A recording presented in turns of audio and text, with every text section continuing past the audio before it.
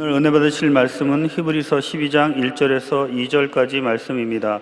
히브리서 12장 1절에서 2절까지 말씀을 다 같이 봉독하겠습니다. 이러므로 우리에게 구름같이 둘러싼 허다한 증인들이 있으니 모든 무거운 것과 얽매이기 쉬운 죄를 벗어버리고 인내로써 우리 앞에 당한 경주를 하며 믿음의 주요 또 온전케 하시는 이인 예수를 바라보자. 그는 그 앞에 있는 기쁨을 위하여 십자가를 참으사 부끄러움을 개의치 아니하시더니 하나님 보좌 우편에 앉으셨느니라. 아멘. 오늘은 내 믿음의 가나다라는 제목으로 말씀을 나누겠습니다. 나는 항상 내 믿음을 증명해서 보고 내 믿음이 자라도록 합니다. 믿음이 자라려면 재료가 필요한데 그 재료가 바로 생각과 꿈과 믿음과 말씀이 재료가 되는 것입니다. 우리가 믿음이 자라려면 믿음의 재료가 되는 생각을 잘 다스려야 됩니다. 너희 생각이 너희 삶의 근원이 된다고 하나님께서 말씀하셨습니다. 우리는 우리가 갖고 있는 생각을 쫓아서 살게 되는 것입니다. 복잡하고 많은 생각을 하지만은 결과는 중심이 되는 생각을 하나님이 보고 그것을 진행해 나가시는 것입니다. 잠언서 4장 23절에 모든 지킬 만한 것 중에 더욱 내 마음을 지켜라. 생명의 근원이 이에서 남이냐고 말했습니다. 믿음의 가장 큰 장애물은 두려움입니다. 그런데 그 두려움은 언제 생겨납니까? 예수님을 바라보지 않고 환경을 미리 바라볼 때 두려움이 생겨나는 것입니다. 제자들이 밤에 예수님을 함께 모시지 않고 자기들끼리 배를 지어서 건너가는데 파도가 작아지고 있습니다. 파도가 높이 치고 물이 배에 들어서 배가 가라앉게 되면 혼비백산하고 있는데 예수님이 물으로 걸어오십니다. 그래서 제자들이 놀라서 예수님이다. 베드로가 예수님이거든 저를 물으로 걸어오게 하소서. 예수님이 걸어오라 그랬습니다. 베드로가 물속에 뛰어들어갔는데 몇 자국 걸어갔습니다. 그러자 예수님과 함께 불어오는 바람을 바라보고 두려워하자 그장 물에 빠졌습니다. 물에 후적거리며 빠져들어가는 베드로가 예수님 살려주십시오 고함을 치니까 예수님이 베드로를 붙잡아주면서 믿음이 약한 자여 왜 의심하느냐고 주님이 꾸짖으셨습니다. 믿음이 우리에게 적게 가질 수 있게 되기도 하고 큰 믿음을 가질 수 있기도 하는 것입니다. 험난한 바다뿐이 아니라 우리의 인생에도 무서운 파도가 일어날 때가 있습니다. 우리 이 세상 살에 문제라는 파도가 쳐와서 우리를 파탄에 빠뜨리려고 할 때가 있습니다. 그럴 때 어떻게 해야 될까요? 예수님을 바라보지 않고 환경을 바라보면 그 두려움의 바다에 빠져버리고 맙니다. 믿음이란 어떠한 환경에서도 주님을 바라보는 것입니다. 어떠한 환경에도 제껴놓고 예수님을 바라보고 기도를 하는 것입니다. 히브리서 12장 2절에 믿음의 주요 또 온전케 하시는 이인 예수를 바라보자. 어떠한 위기의 상황에 올지라도 우리와 함께 하시는 주님을 바라보면 담대한 믿음이 생겨나는 것입니다. 아브라함은 고향 땅에서 75세가 되도록 살았는데 예수님께서 나타나셔서 갈대아 우르로 떠나서 가나안에 하나님 지시한 곳으로 가라고 말씀하셨습니다. 창세기 12장 1절로 2절에 보면은 야훼께서 아브라함에게 이르시되 너는 너희 고향과 친척과 아버지 집을 떠나 내가 네게 보여줄 땅으로 가라. 내가 너로 큰 민족을 이루고 네게 복을 주어 내 이름을 창대케 하리니 너는 복이 될지니라. 생각이 아브라함의 삶을 바꾸어 버렸습니다. 75년이나 살았던 곳에 다른 생각이 들어오니 다른 생각을 따라서 고향 산천을 떠났던 것입니다. 우리는 절대로 부정적인 생각을 말고 항상 긍정적인 생각을 가져야 되는 것입니다. 이것이 굉장히 힘듭니다. 긍정적인 생각을 한다고 하면서도 모여 앉아가지고서 부정적인 생각을 나눕니다. 절대로 부정적인 생각을 말고 항상 긍정적인 생활을 해야 되는 것은 마가복음 9장 23절에 예수께서 이르시되 할 수 있거든이 무슨 말이냐 믿는 자에게는 능치 못한 일이 없느니라. 무엇이든지 믿음의 생각을 하지 믿음을 떠난 생각을 하지 말라는 것입니다. 부정적인 생각을 방치해 놓으면 큰 시련이 다가오는 것입니다. 심리학계 깨진 유리창 이론이라고 브로큰 윈도우라는 이론이 있는데 이것은 건물의 유리창 하나가 깨어졌는데 날이 가도 사람들이 그 유리창을 갈지 않고 정리하지 않으므로 깨어진 유리창 혼자 두면은 차례로 그 건물의 유리창이 깨어지게 시작합니다. 유리창이 깨어지기 시작하면 그 가운데 정돈된 물건들이 흐트러지기 시작합니다. 그것을 바로 아니면 동리의 영적 상태가 정신적 상태가 어지러워져서 범죄율이 높아진다는 것입니다. 부정적인 생각을 대수롭지 않게 여기고 깨어진 유리창처럼 우리 마음에 그대로 내버려 놓습니다. 그러면 그 부정적인 생각이 점점 더 파괴적으로 마음에 돌아가서 나중에는 아주 흉악하게 되고 만다는 것입니다.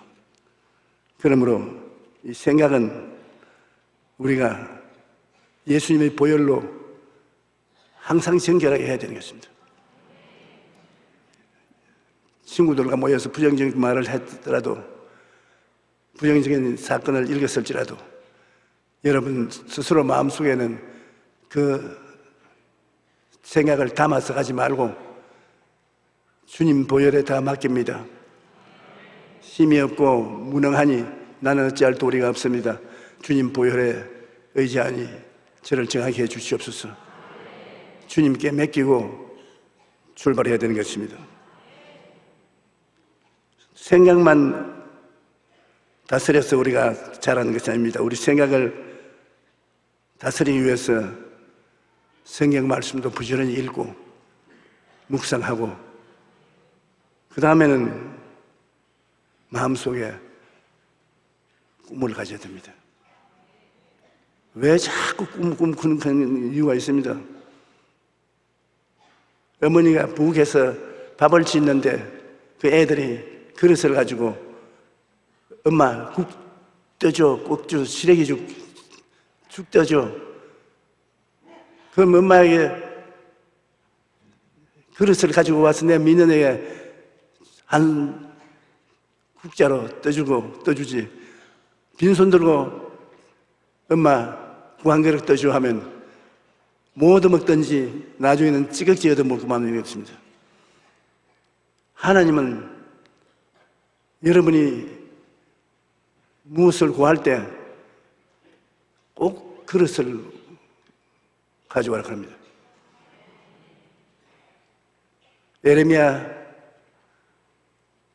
엘리야의 제자가 죽고 그 제자의 부인이 아주 흉년이 들어서 굶어 죽게 돼서 그 선생에게 부탁을 하니까 그 선생의 제자가 그 부인을 방문하는데 너가 가서 그 여자에게 떡을 만들어서 엘리야에게 먼저 대접을 하고 그 다음에 너 해 먹을 것을 먹으라고. 집에서 봤자 밀가루 한 움큼밖에 없고 뭐 할 것이 없는데 하나님은 마지막 한 움큼의 그릇을 요구한 것입니다.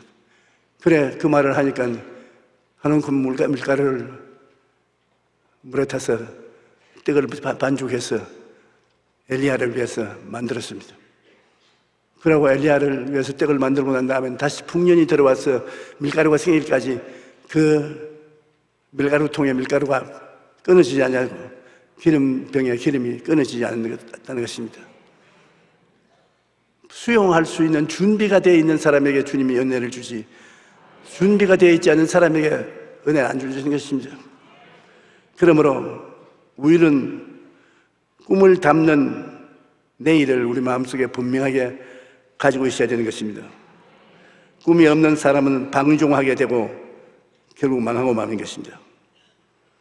성령께서는 사도행전 2장 11절에 하나님의 말씀에 내가 내 영을 모든 육체에게 부어주리니 너희 자녀들은 예언할 것이요 너희 젊은이들은 환상을 보고 너희 늙은이들은 꿈을 꾸리라고 말씀하신 것입니다.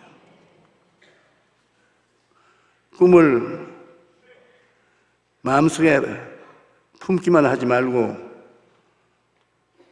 꿈을 소원을 두고 바라야 되는 것입니다. 소원과 꿈은 거의 같은 말입니다. 소원을 가진 사람이 꿈을 꾸고 꿈을 꾸는 사람이 소원을 하기 때문에요. 빌립보서 2장 13절에 너희 안에서 행하시는 이는 하나님이시니 자기의 기쁘신 뜻을 위하여 너희에게 소원을 두고 행하게 하시나니 우리에게 무엇을 하시기를 원하시면 주님이 소원을 우리 마음속에 부어줍니다. 소원이 꿈입니다. 마음속에 꿈을 부어주십니다. 꿈이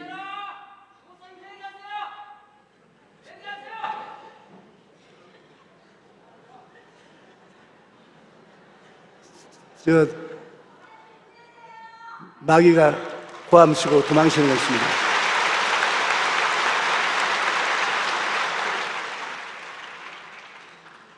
주님이 말씀 증거할 때도 고함을 치는 마귀가 있었는데 나 같은 제자야 사람 칠 때 귀신이 쫓겨나지 않겠습니까? 좋은 징조입니다. 시편 71편 14절에 나는 항상 소망을 품고 주를 더욱더욱 찬송하리다. 난 꿈을 품고 주님께 부르시겠다는 것입니다. 그리고 내가 꿈을 꾸고 있는 것을 알면 그 다음에는 내 마음속에 행동에 옮기는 믿음이 있는가 살펴봐야 되는 것입니다. 내가 무슨 생각을 하나? 내가 무슨 꿈을 꾸고 있냐? 내가 무슨 믿음을 가지느냐? 매일 내가 믿음에 사느냐? 그것을 알아봐야 되는 것입니다. 주님은 믿음이 있는 자를 칭찬하셨으나 믿음이 없는 자는 꾸중하셨습니다. 마태복음 9장 20절로 22절에 12의 혈루병을 앓은 여인이 군중들의 뒤에 섞여와서 예수님 옷자락에 손을 대었습니다. 옷자락만 만지면 12의 혈루병이 나을 것을 믿었는데 그 믿은 대로 되었습니다. 예수님이 돌아보시고 그 여자를 발견하시고 내 믿음이 너를 고쳤으니 평안히 가라고 했습니다. 칭찬하셨습니다. 그러자 여자가 깨끗이 나와서 집으로 갈 수 있는 것입니다. 미국에 새로워진 자신을 바라보는 치료법이 있습니다. 미국의 마약 알코올 중독 치료센터에서 실시하는 치료 프로그램 중에 흥미로운 것이 있는데 바로 외모를 바꿔주는 것입니다. 그곳에 온 사람들은 마약 중독자로서 수염이 덥수룩하고 머리를 빗지 아니하고 옷도 아주 험하게 입고 있는데 온 사람들을 수염을 깨끗이 깎아주고 머리를 정결하게 만들어주며 옷도 깨끗한 옷을 입히고 아주 신사로 만들어서 그 사람들을 그물 앞에 세워놨습니다. 보라고. 깜짝 놀랄 만큼 다른 사람이 있어야지. 적이 난 줄 몰랐습니다. 넌 저런 사람이 될 수 있는데도 불구하고 다른 길을 걸어가고 있다. 그래서 매일같이 자화상을 보여줘요. 그러면 대다수의 사람이 다 변화가 된다는 것입니다.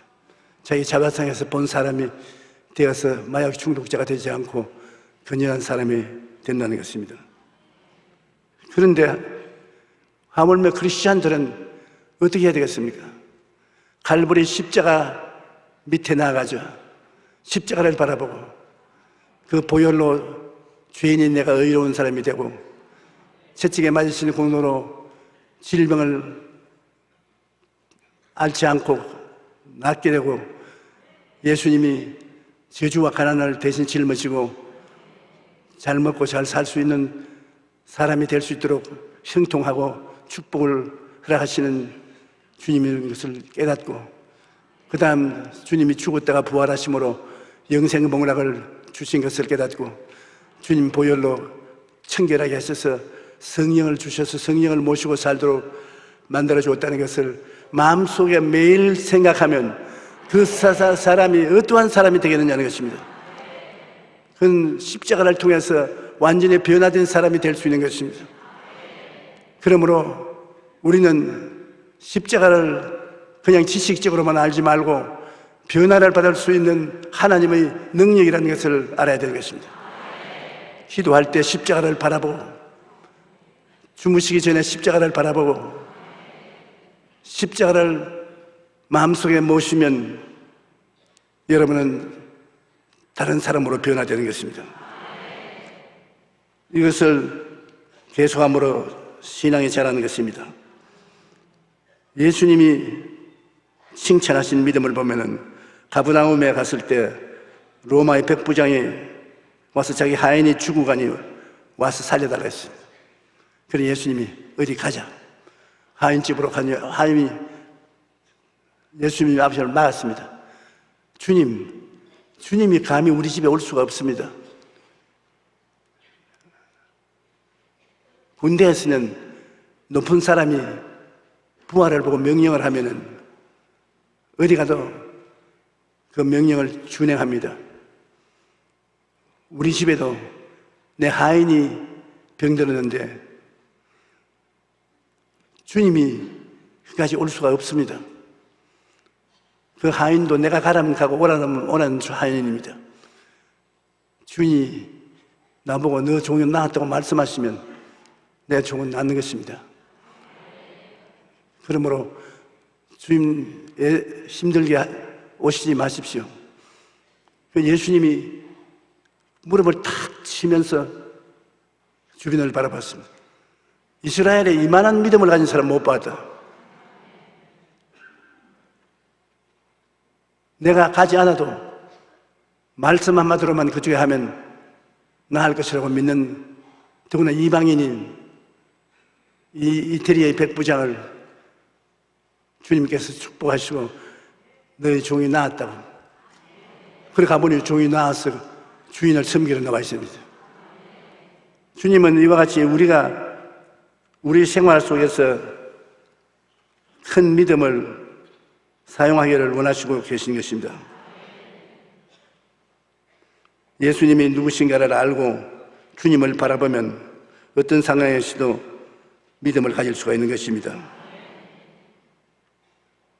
주님께서 우리에게 놀라운 믿음을 주신 것은 너가 내 이름을 무엇이든지 가지고 내게 구하면 내가 시행하리라고 말씀하시는 것입니다. 우리는 놀라운 약속을 가지고 있기 때문에 믿음을 가지고 담대하게 기도할 수 있는 것입니다. 한번 들어보십시오. 마태복음 16장 7절로 10절 말씀은 제자들이 서로 논의하여 가로되 우리가 떡을 가져오지 못하였도다 하거늘 주님께서 먹을 것에 대해서 제자들에게 물으니까 제자들이 자기까지 이야기한 것입니다. 예수께서 아시고 이르시되 믿음이 적은 자들아 어찌 떡이 없으므로 이눈하느냐 너희가 아직도 깨닫지 못하느냐 떡 5개로 5,000명을 먹이고 주운 것이 몇 바구니며 떡 7개로 4,000명을 먹이고 주운 것이 몇 광주리가 이제 기억하지 못하느냐. 마태복음 17장 20절에 진실로 너희에게 이르노니 만일 너희에게 믿음이 겨자씨 한 알만큼만 있어도 이 산을 명하여 여기에서 저기로 옮겨지라면 옮겨질 것이요 또 너희가 못할 것이 없으리로다. 히브리서 10장 38절에 너희 의인의 믿음은 믿음으로 말미암아 살리라. 또한 뒤로 물러가면 내 마음이 그를 기뻐하지 아니하리라. 여기 보면 믿음이란 학문이 아니고 생활을 변화시키는 능력이라고 말하고 있습니다. 우리가 믿음을 겨자씨만 하나라도 가지고 있으면 그건 변화를 가져오지 그게 데코레이션 하고 가지고 있는 것이 아니라는 것입니다.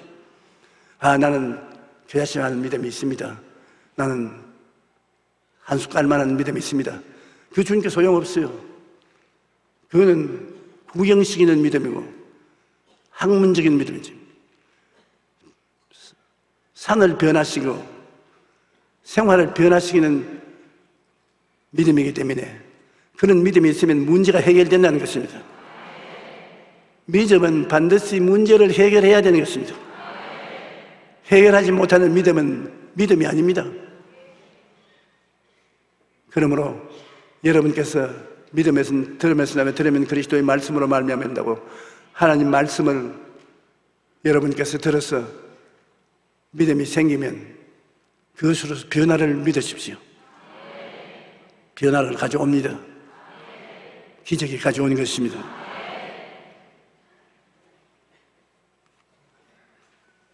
그 다음에 우리 신앙이 자라려면 말과 선언인 것입니다.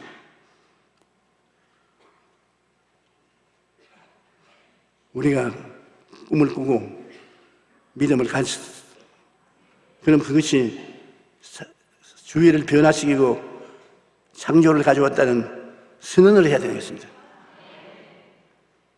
예수님께서는 항상 선언을 하셨습니다. 꿈이란 없는 것을 있는 것 같이 생각하고 보고 말하고 변화와 창조를 선언하고 시인해야 하는 것입니다. 시편 27편 2절에 그의 마음의 소원을 들어주셨으며 그 입술의 요구를 거절하지 아니하였도다. 입술의 요구를 해야 되겠습니다. 민수기 14장 28절에 그들에게 이르시되 야훼의 말씀에 내 삶을 두고 맹세하노라. 너희 말이 내 귀에 들린 대로 내가 너희에게 행하리라. 하나님 귀에 들리도록 선언을 하면은 하나님이 그것을 시행하겠다는 것입니다. 믿음이라는 것은 여러분 우리가 생각하는 것보다도 훨씬 살아서 역사하는 것입니다. 제가 일전에 어느 인터뷰를 하는데 TV 아나운서가 저보고 목사님 믿음이 무엇인지 간단히 말해 주십시오. 다 설명하면 알아들을 수가 없습니다. 그래 내가 그렇게 하지요. 제가 계란으로 바위를 치면 어떻게 됩니까? 그 아나운서 웃으면서 그야 계란이 박살이 나지요. 내가 아니요 계란이 박살이 안 납니다. 어떻게 되는 거죠? 계란을 가지고 바위를 치면은 바위가 박살이 납니다. 그러니까 나이가 좀 돌아온 사람이 아닌가 싶은 얼굴을 가지고서 어떻게 그럴 수 있습니까? 그럴 수 있어야 믿음입니다. 왜냐? 계란으로 바위를 치면 계란이 깨진다는 것은 3차원적 생각이고 이성적이고 과학적이고 경험적인 것이.